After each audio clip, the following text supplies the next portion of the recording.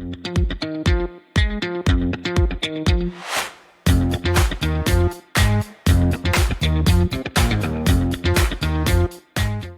नेते लक्ष्मण हाके आपल्याबरोबर आहेत. ते आज बीड जिल्ह्यातील पिंपळनेर येथे नारळी सप्ताहाच्या सांगता कार्यक्रमाला आलेले आहेत.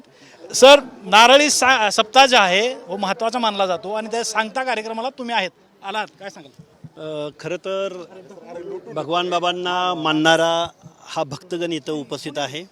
हजारोच्या संख्येनं गेले 7 दिवस इथं जनसमुदाय येतोय आणि सर्वसामान्य माणसं कशा पद्धतीनं जीवन जगतात आणि त्यांचं मार्गदर्शन हे अतिशय महत्त्वाचं आहे. आणि त्या कार्यक्रमाला खूप लोकांचा इथला आग्रह होता आणि त्या आग्रहानिमित्त मी आज इथं आलो आहे. आणि एवढी प्रेमळ असणारी माणसं, एवढी भक्ती करणारी माणसं, या माणसांचं प्रेम, उत्साह आणि सप्ताह साजरा करण्याची पद्धती बघितल्यानंतर जे काही या बीड जिल्ह्याला बदनाम करण्याचं मीडियाच्या माध्यमातून असेल किंवा अजून कुठल्या माध्यमातून, मी मीडियाला दोष नाही देणार, पण बीडचं जे चित्र या महाराष्ट्राला गेल्या अनेक महिन्यापासून दाखवलं जातं आहे त्याच्यापेक्षा कितीतरी वेगळं या बीड जिल्ह्यामधली माती, माणसं आणि त्यांचा स्वभाव आहे. मी आज सकाळपासून पाहतोय.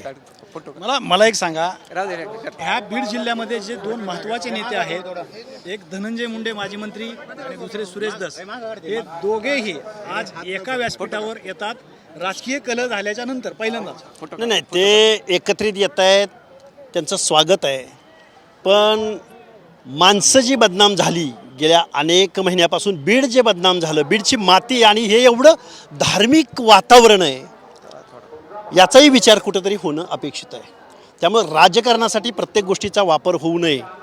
इथल्या जनभावना, जनसामान्यांचं मत, जनसामान्यांचा स्वभाव, या गोष्टीसुद्धा खूप महत्त्वाच्या आहेत. महंत नामदेव शास्त्री यांच्या माध्यमातून आज या 2 नेत्यामधलं वाद जी आहे, राजकीय कलह, हा थांबेल असं वाटतं का? नाही, नामदेव शास्त्रींना ऐकायला हा लाखोचा जनसमुदाय इथं येतोय.